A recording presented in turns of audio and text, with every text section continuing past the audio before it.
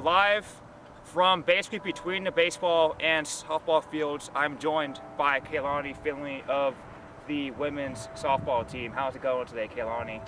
Good. It's a beautiful day and I got a softball game, so I'm feeling good. It is a beautiful day, and I know we've had a lot of trouble getting this interview set up, so I'm glad we finally get the opportunity to talk about stuff. So, as I know that you were born in Hawaii, so when did you move from Hawaii to California? When I was still like a baby, like not even one yet, we moved to California. So cool. And we were talking before this, and we were from this around the same area. And I know you spent some time in my hometown, so yes. Tell us about that. Well, you say you're from Petaluma. I am. And when I was younger, I used to go camping in Petaluma like every other weekend. So Petaluma is a near and dear place in my heart when I think of family trips and memories. I feel that. That is my hometown.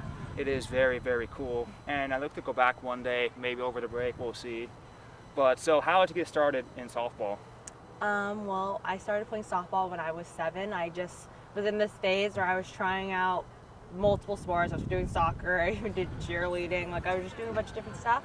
And softball was just the sport that I started playing that I actually really started to like. So it was one of the sports I actually stuck to. So since I was 7, I've been playing. Cool.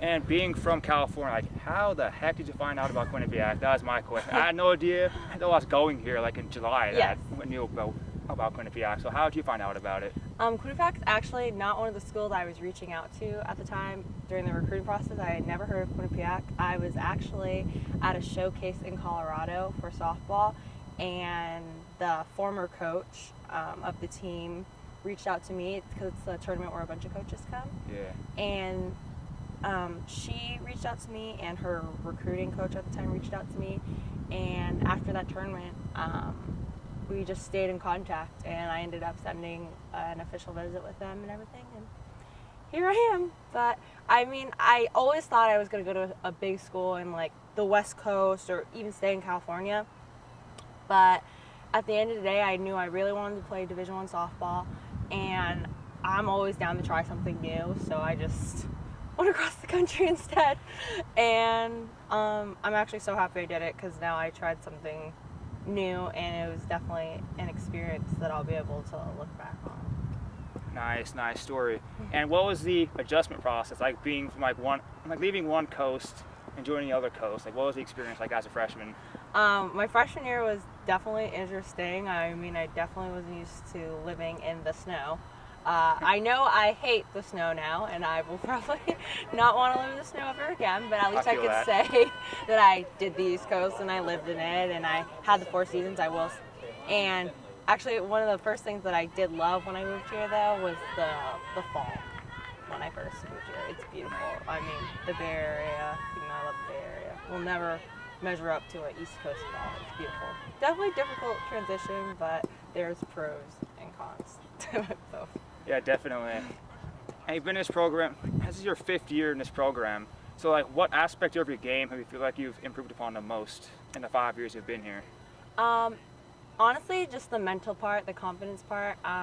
Coming in my freshman year, especially because there was a new coach, and the girls that I actually got recruited with, they quit, so I was by myself for a little bit. And so between the transition of moving here and a bunch of new things that I wasn't expecting to experience, the mentality part behind it, the confidence part, and I was dealing with a knee injury when I came in, so definitely the mental part, because I could always improve upon skill and everything, but there's definitely a certain mentality you have to play college softball, and I think that's probably the biggest thing I've grown from through these past few years. Cool. And you kind of mentioned the lead. I mentioned knee injury, we just have to lead into that, obviously, because you're injured most of last year. Yes. So what did it feel like knowing that, hey, I can't be out there with my team this year? What going through your mind when that happened? It was definitely disheartening. I mean, at the time I didn't know I was going to redshirt yet, so it was I want to be able to help my team. I want to be able to play my last year of softball, because I thought last year was going to be it.